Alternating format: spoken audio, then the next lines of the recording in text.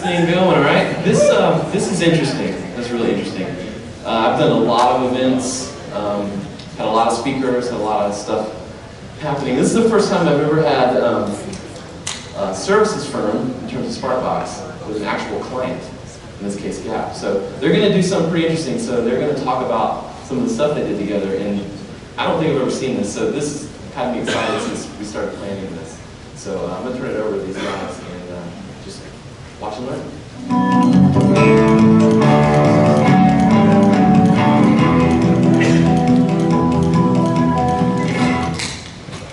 All right, is this on? It is. All right, thanks, Gene.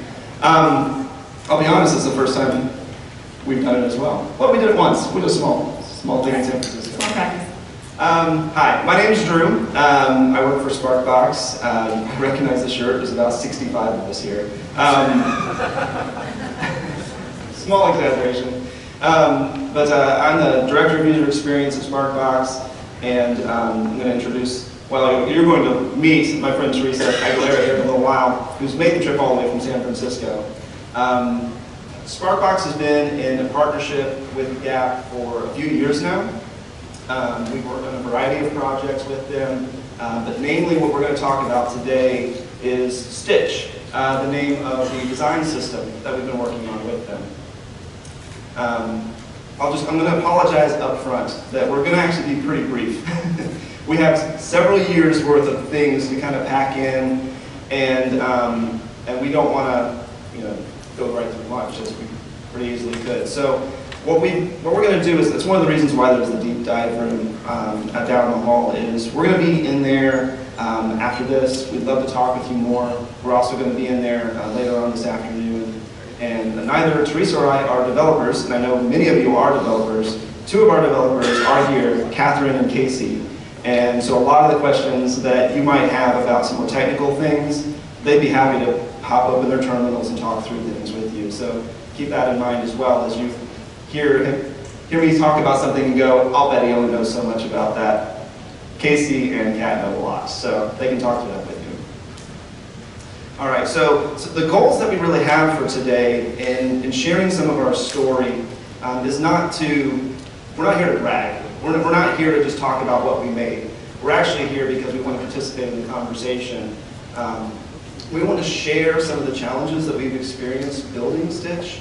We want to share some of the potential solutions that you can try out yourselves.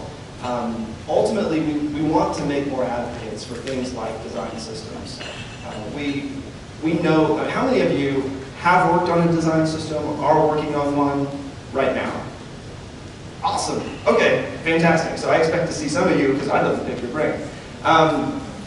So we want to just engage in this conversation. We're here to share. And we do have a little bit of unique story to share because Gap is a pretty large organization, so it has some of its own challenges. All right, so some of you did not raise your hands, so I just want to real quick give a definition, at least with the definition we're going to work with. What is a design system? Design system sounds like a lot of things, style guide or pattern library, and they have things in common. But at least for today, when I talk about a design system, what I mean is a living code base of front-end components. Right? So web components that are built out in HTML and CSS, JavaScript. Talking about that, I'm talking about something that provides unity, not only from a design point of view, but from an experience point of view. So those living web components are meant to be a family to provide unity. Ultimately, they need to provide value to the business. They aren't just a bunch of pieces. They're actually things that have been tested and proven, things that do actually provide value. And then lastly, and the important part for a lot of you, is that it needs to be maintainable. The engineers, developers, designers who are involved in this, they need to be able to maintain it. It can't just be like a one and done kind of thing. So that's a design system, at least for the next 45 minutes it is. So let me give you a little bit of the backdrop. The Gap began in 1969. That's when they opened their doors. And 20 years ago, they went from brick and mortar to an online presence. That was 1997, which was actually the same year that Apple started their first website. So the Gap was on the cutting edge back then. And this is what it looked like. what I love about it is that some things haven't changed. I mean, like look at the models, like the jeans, the t-shirts. I mean, the Zach Morris hair has changed a little bit, but some things haven't changed, but some things have. Gap has grown. It's no longer just the Gap. Gap is now Banana Republic and Old Navy and Athleta, and they have factory stores. So Gap has grown significantly. And while Gap has grown from a brand and product point of view, it's grown in its diversity of digital experiences. So now not only is there e-commerce, but there are digital in-store applications, and there are internal tools for employees. So as that family of brands has grown, the need for, the necessity for unity among all those things has only grown. So going back in time a little bit, Gap's UX team, led by Teresa's director, Nicole Torgerson, sought out to start to rein some of those things in. They set out to provide a little bit more unity among all of these different experiences out there. So they started to build a style guide, or style guides. It's probably a little bit broader than that. So they started to build style guides meant to bring some unity around the design and experience among all of these digital applications. But building out the style guides, so when I mean style guide, I mean like literally Photoshop files and Illustrator files and things like that that could be made available to bring in, to bring those digital experiences back to like a center when it comes to design and experience. But that work is only half the battle, maybe even less, because a lot of the work that the UX team had to do was the legwork of socializing that, getting acceptance for that, making sure that Gap is a large organization, lots of different teams that don't all work exactly the same. So bringing them to a place where there was wide sweeping, bringing all those teams to a place where there would be wide sweeping influence of a singular style guide requires wide sweeping support. So a lot of work went into that.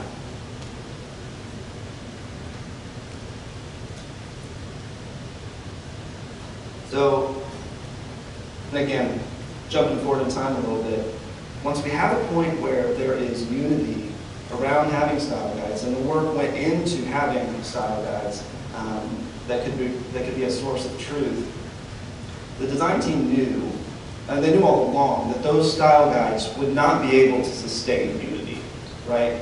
Their Photoshop files and Illustrator files and things can't actually sustain unity. It needs to be in the native language of the web to actually be able to have something that can live, long-lasting. So they sought out to find a way to translate all the work that they had done into the native language of the web. And through all that socializing and talking with other groups in the organization, they talked to us, they talked to Sparkbox. And we had been working with Gap, a different group in Gap, for a couple of years at that point, rebuilding the front-end framework for their e-commerce platform. So we've been over here doing our thing. They've been building style guides and socializing and getting people on the same page. And when they came and they talked to us about bringing unity to the digital experiences, we were all already like-minded. The work that we had been doing on the e-commerce platform, we were not asked to build a design system. We were just building a website, sell jeans. And we hadn't been asked to build a design system, but basically everything that we build at Sparkbox has a foundation of design system-like thinking. We've been building with disassembly in mind from the start. Our system of our front-end framework already was built with componentized patterns, extendable styles, flexible frameworks. So you're already pretty much on the same page. And I'm like looking at all of, and you're like, when are we going to get to the design system? And we will get there. But I want to take a pause, because many of you raise your hands saying that you have built a design or you're working on one. How many of you are considering one? Yeah, I see some hands. So for those of you that are considering, I think it's important for you to note that up to this point that I'm talking about right now, it's been more than a year of conversation, collaboration, expectation setting. And I think that's something that's worth noting. I don't think that's just because Gap is a large organization. I don't think that's an anomaly. Gap is not my only client. I talk to lots of folks out there. And it takes a lot of effort to get an organization to a point where they want to take on something like this. You need to count the cost. And some of the things we're talking about today are some of those costs. So Gap had come to a point where they had counted the costs and they're ready to make the investment. And then the investment, in part, starts with money. So Gap got to a point where they set aside a budget and they were ready to take on a project like this. Not only does it take money, it takes a team. A dedicated team was set aside to work on this, at least for a time. And it's been for a little while. Gap's team includes some employees and some contractors, including us, Sparkbox. And lastly, a very important point, honestly, that I think sometimes gets taken for granted. A product owner is put in place. Someone who could own this. A quarterback. And at least in Stitch's case, that quarterback is Teresa. Thank you, Drew. Yes, I'm the quarterback of Stitch. Yeah, so one thing, I suppose I'm not real big on the metaphors of sports, but I assume a team usually needs a North Star, something they're trying to go for. And in this case, there's no different. So we had a lot of early socialization, as Drew mentioned, thanks to Nicole's work and Sparkbox's work, to be honest. But we did decide that if we had a whole team, we would need to establish a North Star. And so that's great because in the case of design system, it seems pretty easy to define a North Star, right? A more unified collection of digital experiences. But that's kind of generic. There's so many stars in the sky.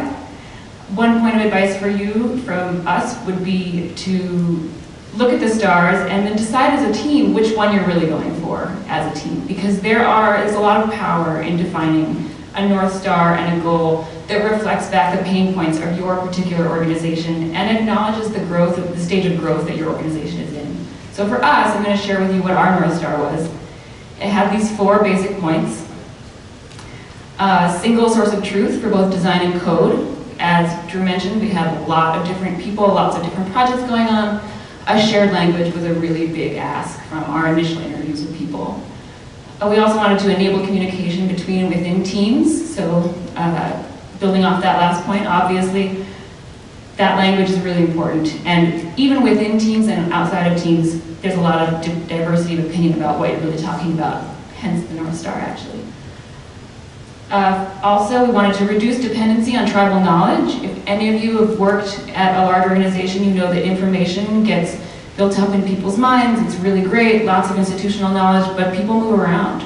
People get moved from team to team, they leave the company, and that knowledge goes with them. And we found there's a lot of dependency on tribal knowledge, and it's ambitious, but we wanted our design system to tackle some of that. And finally, we wanted to streamline tracking and documenting of patterns. It's pretty basic, but you don't know what you don't know, and it's hard to find what you do know. That is exactly a quote from one of our interviews. So at this point, we have a guiding light, we have our North Star, but we weren't really sure what that in-between looks like. We started at the beginning with the design system is based off of this e-commerce platform that Sparkbox had been helping us build. But we weren't totally sure how you get from here to there. And we decided, actually, that we were okay with that uncertainty. We actually purposely, I'm going to talk a little about process here and what worked for us, we purposely chose to go with, to embrace this uncertainty and selected a cadence that is rapid 1-week sprints, which some of you might recognize as Agile or even Lean. So we would start by identifying stakeholder needs. This is our entire team, by the way, so cross-functional. We have developers, we have designers, sometimes business people involved, all taking part in this 1-week cadence, very rapid. On one day of the week, I think it was Wednesdays, we would go through our stakeholder needs. These would start with just interviews we had done, but I'll show you how we circle back around to that. We would decide, we would basically state out an assumption we all had about what we needed to be designing or building based on what we knew so far. Then, based on that assumption, we developed a hypothesis, something we could test that would prove whether that assumption was true or not. So if buttons are easy to find in the system, a user will use the correct button in their product, in their design. Someone will, if it's easy to find the correct headlines and someone knows how to use them, they will implement the correct one in a quick manner. Define that test, and then the next step would be to actually build something really rapidly, something very quick that we can use to test that. So we would build something, this could be paper, it could be digital, it can be anything. The point is just to try to learn from the experience, learn from the experiment, something new, validate something so you can put it behind you and move on. The fourth step in the process is all happening within the same week. So we'd start on the Thursday with the planning and then go through the week. Friday, Monday, Tuesday, we're building the thing. On Wednesday, we put it in front of people. And people could be lots of people. You want a diverse group of people. We had stakeholders who were product managers, who are designers, who are developers, because a design system is an internal tool. Fortunately, you have pretty good access to these people, hopefully. So we put the test directly in front of them. If it can be as real as possible, something that they can actually put their hands on and try to complete a task using it, that gets you a lot of information, but it really depends on whatever your experiment is, whatever your assumption you're trying to test. So that's the validation stage. You validate your assumption. A lot of times you come out of that validation and you actually were totally wrong. Your assumption was completely wrong. No, it turns out jump links are not the best way to get someone to notice that there's more content down the page. You kill it and you start over. So we actually went through several iterations like this where we had the exact same assumption we were testing every week, and we just changed the hypothesis. The benefits of this, if you recognize this is a lean approach, it's come up a couple times at the conference already, which is awesome. It's super collaborative. You get lots of people involved. Everyone has a stake in it.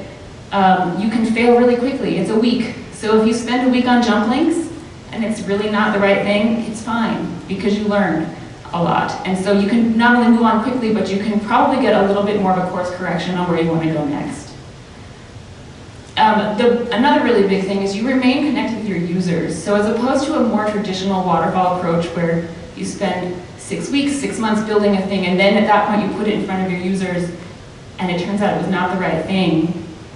Not only are you learning more quickly about the fact that you're on the right track, but you can actually get more in touch with your users and get to know their needs even more better in a nuanced way because you're interacting with them week over week over week.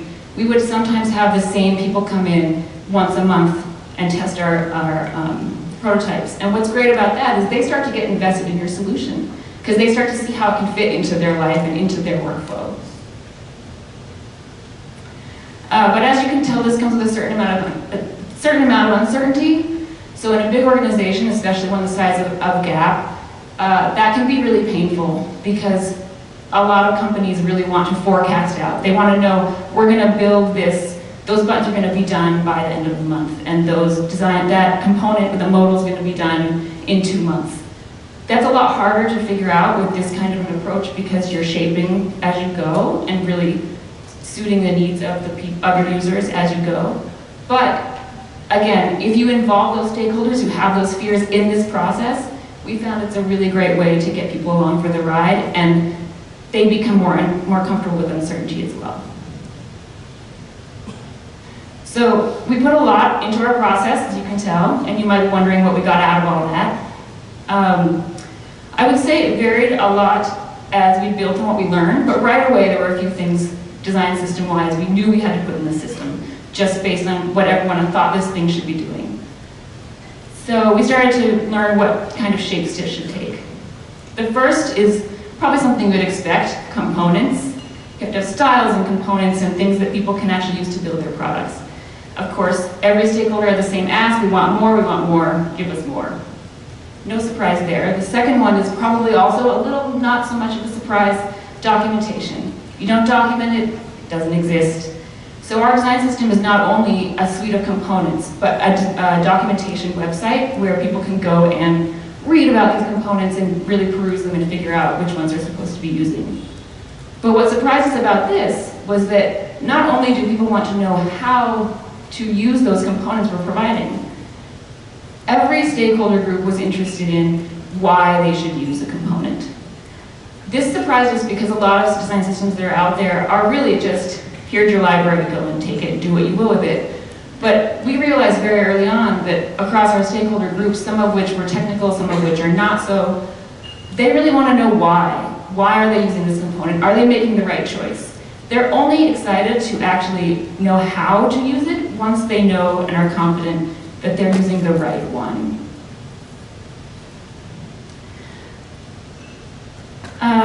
So, let's see. So I want to pause to point out a few things about this cadence that we set up. The first is that you essentially are building a prototype every week. And that is really powerful because you can ask users to participate, as I was saying. But one of the things, that building on that why people want to know, we didn't really understand why someone would need to know why they're supposed to use a certain component. But if you build your experiments in such a way that people can, that mimics their workflow, and you try to fit Stitch or your design system into it, we started to uncover why people need to know that kind of information. And that's very powerful. So I would encourage, as you're doing these, if you decide to do this and you end up with this flow and experiment, try to make the experiments as close as possible to what your users are actually doing. We made a really conscious decision very early on that we weren't going to try to change people's workflows at this time. The job of the design system is to fit in, to become part of someone's workflow as a tool. It is not our job to come in and dictate how someone should be building their product or how they should be designing their product. And that, I think, goes a long way to explaining why we got some adoption and some involvement, engagement right off the bat. I want to say also that it doesn't mean that this won't change the way your organization works. In fact, that's really one of the big shining hopes, is that a design system will make your organization run a little bit more smoothly, a little bit less churn, but that change management portion needs to come later. And at GAP, we are just starting to get into that part. So if you're further along, I want to hear about it. And then one final thing, I want to be clear that mimicking someone's workflow doesn't always have to mean you're building a prototype that is super high fidelity. So sure, you'll see in this photo here, this is a working prototype. I think at this point it's actually even in HTML. But that doesn't mean that it has to be a pixel-perfect prototype. In fact, it can't be in a week. That's a nice thing about a weekly cadence. An interactive digital prototype built in HTML or in Agile or whatever is great and can teach you a lot of things, but also paper can teach you a lot of things. A sketch can teach you a lot of things, or just a conversation. Or you can always go back to our old favorites, sticky notes. This is the result of an exercise in naming conventions. Naming is hard. So we had a whole week where we were building a prototype that needed to be more robust, and we couldn't spend the time on an HTML prototype that week. But we had this other big problem that we had to solve, which is how do you name different components when you have product managers, designers, developers, people who know SaaS, people who don't, working in the same, needing to use the same tool. So we took that week and did this project instead, this experiment instead. And we learned a ton from this. And the nice thing about a super low-fi prototype is that there's no UI to pick apart. There's no transitions or JavaScript effects that people are going to react to and have a negative opinion of. Excuse me. It really just focuses people on exactly what you need to learn. And the result of all of these experiments was a collection of tested, guided user data. So we weren't designing in the dark. We weren't making assumptions about what people needed. And that meant people were more likely to use our product. So it's easy to limit the differences across stakeholder groups. When you do these, obviously, that naming one really revealed that people think very differently from each other. But the most valuable insights were probably the shared needs. So we had in our organization identified these 3 user groups. We originally had 1 million different user profiles, I will tell you, because there's so many different people, but it really comes down to these 3. People who code, people who design, and people who communicate.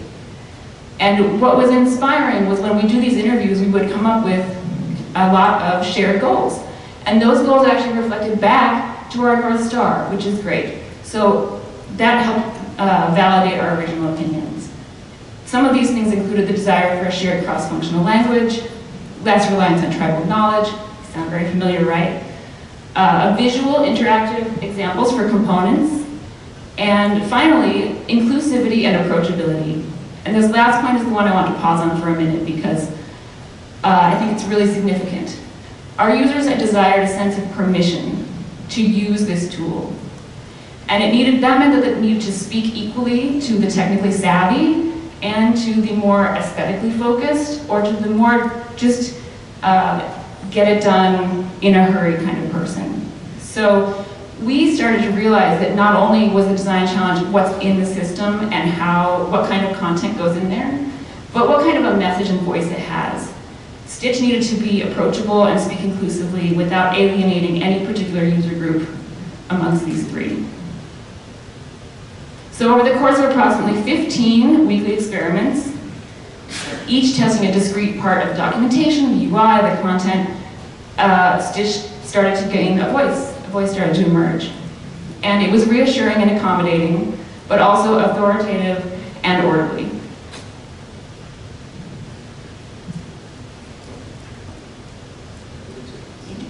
Two mics, stereo sound. So after all those experiments, as Teresa mentioned, 15 weeks of experiments, that seems like a lot of work. It is a lot of work. But at the end of that time, Stitch was a glorified prototype. All that work ultimately resulted in something that was prototypical. It was well tested. It looked great. But the team realized that it was time. It was time to move to a more solid foundation. So if you'll humor me for a little bit, at this point, Stitch's story starts to parallel another story that you should all know. Like I said, give me a little bit of rope here. We're going to talk about the three little pigs. Is that all right? Okay.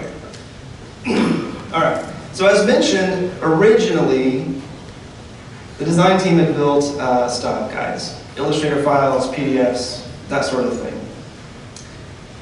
And essentially, these were houses of straw. These static style guides weren't meant to live. They looked like a house, but they weren't really a house. And during these 15 weeks of experiments, the Stitch team had built them out, like some in Agile, but a lot of it in HTML and CSS.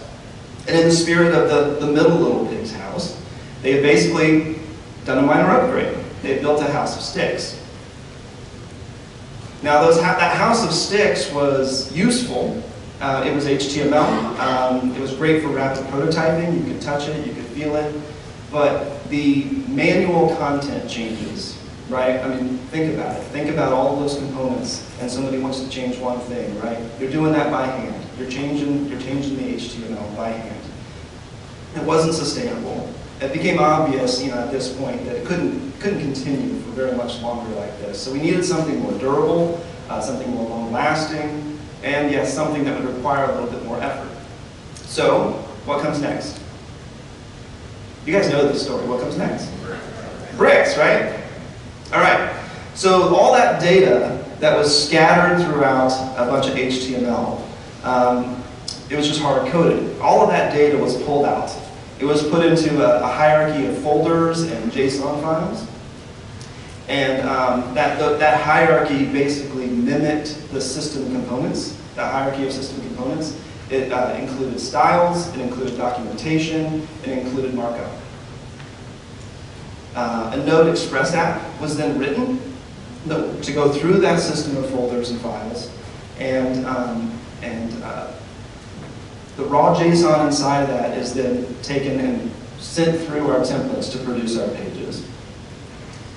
And I'm going a little bit deeper into technical things here, and like I said, we'd be happy to talk more about this later. But at this point, we actually had a real application. Stitch was at a point now that we could grow. Something that eventually, when it comes to governance and contributions and things like that, we actually had a thing that could handle that. But before I go further, I want to pause here again and just give a word of advice for those of you that are considering a design system. Design systems aren't easy. They aren't. And anybody, all of you who agrees with me? Okay, you've already tried it. So design systems aren't easy. But the hardest part, and I believe this, is getting started. The hardest part is getting started. And I think that, by and large, the thing that we tend to do, not only in design systems, but a lot of projects, is we make perfection a requirement. We believe that, you know, we need to think about how are we going to talk about this one day from the stage. What's the URL going to be and where are we going to put it? Like we think about the exact interface, we think about all the things it needs to be, and we're paralyzed. And I would just encourage you, in the spirit of lean and agile and things like that, just start simpler. Find a place that you can start. Start simple and small and build towards something more. Ultimately, what you'll find is where you thought you needed to go isn't where you needed to go. But that's something you'll learn along the way. Be comfortable with the process. Be comfortable with simple things. And just trust in your team. Whether you're a manager or you're part of the team, trust in the team to get to where they need to go. All right, so now we have a data-driven app. And we were excited to have something that would be able to be maintained so much better. And Stitch had been growing and changing, but the thing is, we've been growing and changing in a pretty sheltered environment. We didn't really have direct outside influences causing us to do things. We didn't have a lot of outside influences depending on us yet. And a design system isn't good if it can't survive in the world on its own. It has to be useful. It has to interact with the outside world. So it was time for that. Throughout those 15 weeks, and even prior before taking on the project, there were a lot of interviews and conversations with engineering teams, development teams, and a common theme that kept coming up, and one that we knew we would have to answer eventually, is how am I going to use this thing? How are we going to make this code available? How will I use it in a responsible way in my project? And not only me, but across the organization. There are dozens of groups inside of Gap Inc. that would want to use the code that we were creating. How would we be able to do that? What we landed on is what we'll call a subscription model. All those requirements pointed towards something built on Node and NPM, Node Package Manager. What this model has allowed, what we're calling a subscription model, what it allows is it allows our subscribers to just include Stitch as a dependency in their project. So when their project is built, it just pulls it in. This allows our subscribers, one of the things that NPM does really well is versioning. Many of you, and again, I'll only go so far about this, but if you want to talk more about it, Catherine and Case will talk to you about it. But one of the great things it does is versioning. And you're able to include it in your project and have a lot of control over what version you have, what you take in and what you don't take in. And not only is it good for subscribers, but it's been good for Stitch, because what this safer environment that NPM allows, it allows us to continue to evolve. It allows us to continue to contribute and add more components, all the things that our subscribers do want to have, without worrying about high risk of breaking products that our subscribers are trying to build. So with this strategy in place, and we had acceptance from our stakeholders that they were happy with this type of subscription model, we spent the end of last year, the end of 2016, refactoring what we had built to accommodate this Node solution. And so here's a really basic model of this, how we distribute Stitch. And at first, our subscription solution was just built to serve one subscriber. And I want to take a moment to talk about that first subscriber. So that first subscriber is the e-commerce platform, the very same platform that Stitch's code originally came out of. And I want to just pause here a second, because this kind of speaks to kind of our slow and steady kind of approach. This didn't happen by accident, right? A lot of the code that Stitch was built on most of the code that Stitch was built on came out of this system. And it didn't come out to be the same. It has evolved, but it was a close cousin. So what this allowed us to have are a couple of things. One, it was a pretty low risk for a subscriber. We had already built a relationship with them. They even helped define some of the way that we built the node solution for subscription. And we knew that the code that eventually they would pull, basically, we pulled it out of them, we worked on it, made it a design system, and then put it back in. And we knew that it wouldn't be just a turnkey sort of thing. There was work involved, but we knew it was a much lower risk. Not long after our first subscriber, we were able to evolve Stitch a little bit more to support multiple subscribers. You can see that those same disparate group of users at Gap, we were able to support more of them. But in the future, we not only want to be able to support multiple subscribers, we have the idea and the hope to break Stitch up into multiple version components. You can think maybe like jQuery, so that we can break Stitch up and send it out, let users pull down only the parts that they want. And we're hoping that this allows us to serve even different groups of subscribers within the Gap organization.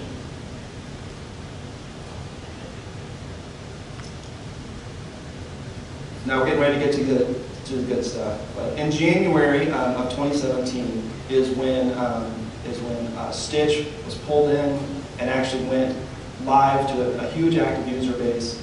And today, how many of you shopped on Gap or Banana Republic or any of those things?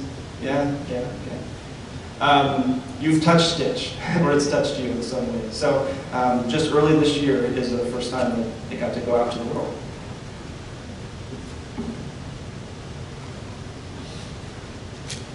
So you want to see it? All right, I'm just going to let this run and talk over it a little bit. Basically, this is what it looks like when it all comes together. Where we're at now, it's definitely not done. A design system is never done. Yeah, so we're still continuing to refine content, add content, refine usability, which you can see here. There's the brand Gap is there. I think it'll show you in a second. You can flip between the different brands. We actually handle different CSS according to the different brands. It's a talk by another Sparkboxer today. We'll tell you more about that potentially. So anyway, this is where we're at, and we're still continuing to evolve. So some of the things we're still working on are, you may notice through this very quick flyby here, there's not much there's no JavaScript in the system, for instance. We're facing some challenges. I'm going to run through a few just so you know kind of how we've kind of pieced it together. Right now, Stitch is entirely designed, just styles, so fonts, colors, some CSS components like buttons and forms, the basics, because this is what we found would serve the most number of users and subscribers at the moment. But we are working on some things like JavaScript. One question we have right now is how Stitch might best support a family of user experiences that have disparate JavaScript solutions. We aren't totally sure how we're going to solve that yet. It's next on the docket. If you have ideas, I want to talk to you after. Additionally, you notice we have a lovely logo here, and again with the naming was hard. You might be surprised, but it's hard to come up with that name. So how does the identity of Stitch evolve? And to that end, the identity, not only the branding within the company, which is helping to socialize it, but also what is it really trying to serve? Is it a library of components that are ready to use off the shelf? Or can it be more than that? Can it be also a composable system of classes that can be stacked together like Legos to create something that is really great for your particular use case and product? Or is it both? Right now, we're working on both. And finally, how can Stitch be an advocate for good, accessible code? Because obviously, once you put something out there, it's a model for other people in your organization. New people coming on, older people hoping to, people who've been there for a while hoping to improve the products that they're already working on. So how can it have that role inside your company? And how does it play nice with other code? This goes back a little bit to the JavaScript, but also to some other things with NPM and whatnot. It's never going to live on its own, and you must remember this with the design system. It's not successful if it lives on its own. It needs to be integrated into other platforms. And so how can you avoid conflicts? How can you lift the other code up rather than restricting it or bearing it down? And how can you differentiate the code coming from your design system with other products? For us, that's what we landed on namespacing, for instance, but there's other ways to solve that. You just want to make sure it's not a burden to use and it's actually improving the products you're putting out. So as Drew mentioned, we're now growing up with responsibilities. We have an active subscriber. We actually now have, I think, 4 subscribers. Not all of them are in production yet, but they're starting to build products with Stitch. And that means that every change we make, every decision we make has a really big ripple effect. And you have to be careful to interview and involve all of those users. So we are still doing our cadence. It's not weekly anymore. Now that we're not in discovery, we're more in a more traditional 2-week sprint, but we are still putting the product in front of people, testing every single decision so that we can feel confident in the decisions we're making before we put them out there and force someone to have to deal with our code. Another of the challenges on our minds that is related to this that will shape Stitch is governance and growth. So we would love to be a federated model. If you are familiar with Nathan Curtis's work, who we're highly inspired by, he has this idea that if you're a federated model rather than a top-down, you're putting code and good things out there with your design system, but you're also taking some back in. How can we become an ecosystem and not just a dictation of what needs to be happening in your product? So that's something that we're really cognizant of right now, is getting people to understand that this is a tool of and for our people, and it is an ecosystem where folks can contribute back into Stitch. And that is great because it actually gives them even more investment in the product, helps it live longer and healthier. But related to that, there's all these problems. It's easy to say, but what does that intake look like? How do you accept those kinds of improvements? Some design systems are handling that with pull requests. They just accept pull requests, and the team reviews them. Others have just more of like a feature request board. Both of those solutions are really great, but they do favor technically savvy people. And if you're trying to solve for the other 2 people, the designers and the communicators who may not be as familiar with something like Jira, we're trying to figure out how we can have that process be smooth for them as well. And so a sustainable solution of some sort will be a necessity, at Gap at least, for Stitch to remain a living, breathing system at a company as large and prolific as ours. We're a collaborative bunch. I just want to end by saying that if you have any thoughts on these issues I just mentioned, design systems in general, Gap Inc. is hiring across the board. Come see us in San Francisco. And also, if you just want to dig deeper into it, like Drew said, we can come. We'll be in the deep dive room this afternoon at 3:30. Come find us. Anyone who codes, designs, or just loves design systems, want to talk to you. So as of right now, Stitch has just begun to prove its value, but with careful tending, we really believe it will have a very bright future. And if you are considering a consistent, durable, longer-lasting digital experience, I encourage you to consider a design system. It's a lot of work, a large effort, but the rewards can be very great. Not just on the product side, but on the people side too. It really brings an organization together. So I want to thank Jean and Converge. Thank you so much for having us. It's great. And we look forward to talking to you this afternoon.